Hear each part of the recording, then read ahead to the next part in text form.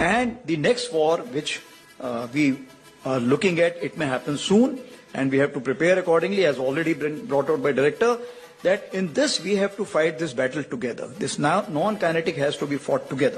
लिहाजा एक high alert नजर आ रहा है और बड़ा खौफनाक किस्म का सीक्वेंस और पैटर्न नजर आ रहा है। इशारा कर रहे हैं सरहदों की तरफ और सरहदों के पार। अभी बहुत अर्ली है कुछ कहना, लेकिन कई देश तो अपने नागरिकों के लिए एडवाइजरी भी जारी कर चुके हैं।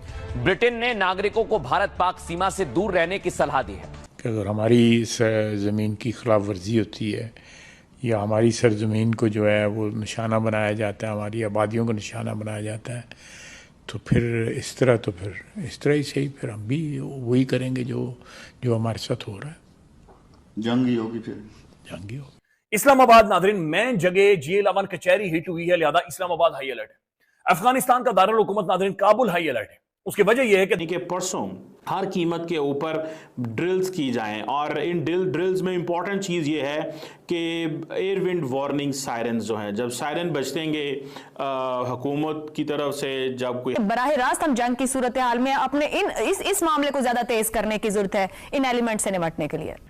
हमको पहले से मालूम होता है कि अब ये क्या करने जा रहा है।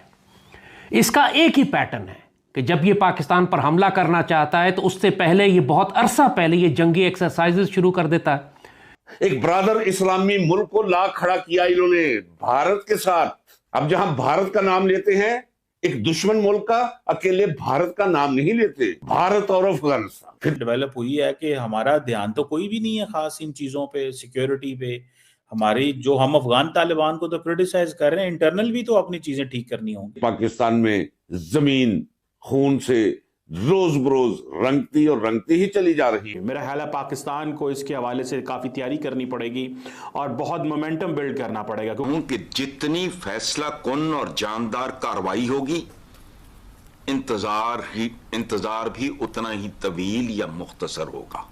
अपनी फौजी तैयारियां शुरू कर देता है, अपनी कौम को तैयार करता है, सरकारी तौर पर बयानियां बनाना शुरू कर देता है कि पाकिस्तान एक दहशतगर्द मुल्क है। इसकी सियासी क़यादत, इसकी अस्करी क़यादत जहर उगलने लगती है। हमला होता है, जारी बात है, सायरन किसने बजाने हैं? इंडियन गवर्नमेंट ने बजाने हैं, because of the threat, because of the attack. तो इस चीज़ के ऊपर वो कह रहे हैं। इधर से पाकिस्तान ने बहुत ज़्यादा अपनी डिप्लोमेसी तेज़ कर दी है, इंडिया ने भी बहुत ज़्यादा डिप्लोमेसी तेज़ कर दिया। तो दोस्तों, आज हम बात करने वाले हैं एक ऐसे रिएक्शन की जो सोशल मीडिया पर काफी वायरल हो रहा है। चलिए देखते हैं पाकिस्तान मीडिया का क्या कहना है इस पर, और देखने के बाद आप कमेंट करके बताएं हमें आपको कौन सा पार्ट पसंद आया और क्यों। आपसे हाथ जोड़कर निवेदन करता हूं, हमारे चैनल को सपोर्ट कीजिए। आपके ख्याल में उस मुज़ाकराती अमल को साथ चलाना चाहिए, दबाव बढ़ाना चाहिए, उस मुज़ाकराती अमल को खत्म करना चाहिए? शहजाद साहब जैसे कह रहे हैं कि बराह रास्त हम जंग की सूरत हाल में अपने इस मामले को ज्यादा तेज करने की जरूरत है इन एलिमेंट से निपटने के लिए। देखें, बात सुने, आपके सवाल की रूह ये जुमला है कि फैसला कुन कार्रवाई के लिए मजीद कितना इंतजार। जी, बाकी तो पुरानी कहानी है, उसके जिम्मेदारान को कब्रों से निकालना चाहिए। अच्छा, कॉमन सेंस की बात यह है, सब्जेक्ट तो है शहजाद साहब का बेसिकली, और उन्होंने बहुत खूबसूरती से एक्सप्लेन कर दिया। कॉमन सेंस की बात मैं तो ये कर सकता हूं कि जितनी फैसला कुन और जानदार कार्रवाई होगी, इंतजार भी उतना ही तवील या मुख्तसर होगा। जितनी जानदार और फैसला कुन। अच्छा, मैंने तो बुनियादी निसाबी सी बात की है, और मजीद सिर्फ इतना कहना चाहूंगा कि लातों के भूत मजाकरातों यानी बातों से नहीं मानते। पता नहीं कौन लोग थे जो इनकी तारीख से ही ना आशना थे। ये जो कर रहे हैं वो इनका डीएनए है और कुछ भी नहीं है, और ये कभी बाज नहीं आएंगे।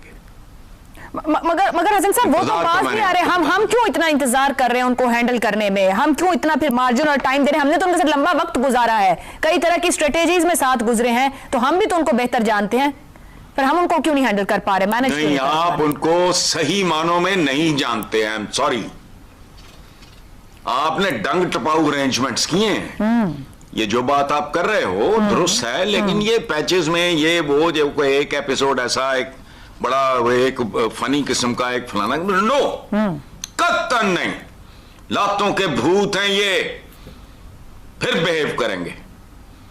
बंद करो इनका सारा कुछ यहां से। लैंडलॉक मुल्क है लेकिन और एक मुसलमान मुल्क के खिलाफ, द ओनली न्यूक्लियर पावर। कोई शर्म हया। हम ऐसे ढीठ लोग हैं, ब्रदर। पूरी तारीख पढ़ी नहीं आपने? तो इनके लिए जितनी जानदार, वंस फॉर ऑल ये टंटा खत्म हो। मगर हसन साहब, वो अपने दम पर कितना कर रहे हैं और कितना हमसाया मुल्क भारत के दम पर इस वक्त वो तेज हुए हुए हैं?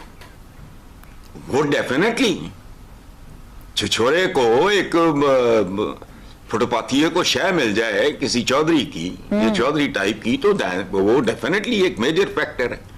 उस पर बड़ी खूबसूरती से शहजाद साहब ने एक्सप्लेन कर दिया। एक तो अपना मिजाज आपका ऐसा है, ऊपर से आपको बारह। ठीक, दुरुस्त हो गया, दुरुस्त हो गया। चुपी बात है। ठीक है कि भारत की प्रॉक्सी जंग को भी दुनिया के सामने लाना। इफ्तिखार साहब, ये फरमाइएगा कि ये जो इस वक्त की सूरत हाल है कि हम एक ऐसे हाइब्रिड जंग के मरहले में दाखिल हो चुके हैं, जिसे शहजाद साहब तो कह रहे हैं कि हम जंग में हैं और कोशिश होनी चाहिए कि काउंटर टेररिज्म रहे, वो काउंटर इंसर्जेंसी में ना बदले, मगर यहाँ दहशतगर्दी भी है, सोशल मीडिया का भी एक हिस्सा मौजूद है और सियासत भी है। ये सभी एक हथियार बन चुके हैं। हम टैकल कर पा रहे हैं इसको? नहीं टैकल कर पा रहे। क्यों नहीं कर पा रहे? ये तो सवाल है जो जवाब दें, जो उनकी जिम्मेदारी है। एक बात बहुत क्लियर है कि तमाम स्लीपर सेल्स जो हैं पाकिस्तान में हिंदुस्तान के एजेंटों के, वो एक्टिव हो गए हैं और तीनों वाकयात को देखें आप। और अभी तक जो वाकया चल रहा है, एक मिनिस्टर साहब भी कहते हैं जिस तरह के मुज़ाकरात हुए इसके बाद था कि ये सब कुछ होगा, ये सूरत हाल बनेगी। मतलब भी उनके स्लीपर जो सेल थे वो एक्टिव हो गए ना, सिंपल सी बात है।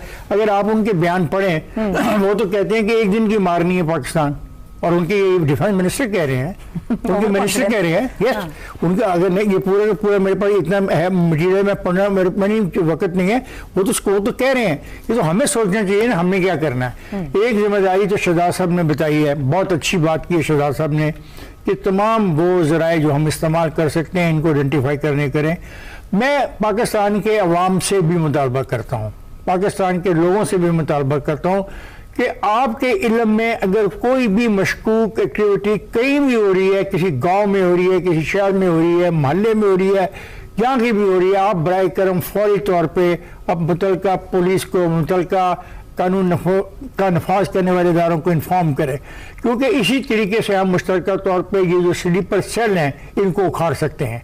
क्योंकि ये जो तीन वाकयात ऊपर तले हुए ऐसे नहीं हो गए, ये बैठे हुए थे यहाँ पे। और अभी एक इस्लामाबाद का तो जो रिपोर्टेडली हो रहा है कि वो जुमे से वो खुदकुश हमलावर इस्लामाबाद पहुंचा हुआ था, मतलब आज भी वो कुछ देर से वो बाहर था यहाँ को। मैं यही कह रहा हूँ, ये बच्चे में यही कह रहा हूँ कि अगर फिर रहा होगा कहीं पे तो मशकूक, अगर कुछ आदमी फिर रहा है, मशकूक आदमी कुछ जा रहा है, तो हम उसको आइडेंटिफाई करके भाई तुम किधर से आए हो, कहाँ जा रहे हो, ये हमारा भी जो फर्ज है ये नहीं है।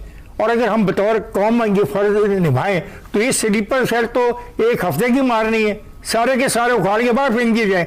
नमस्कार दोस्तों, अगर आपको हमारे ताजा समाचार और रिएक्शंस पसंद आ रहे हैं तो तुरंत हमारे चैनल भारत तक लेटेस्ट को सब्सक्राइब कर लीजिए। हम रोज लाते हैं नए न्यूज, क्रिकेट अपडेट्स और ट्रेंड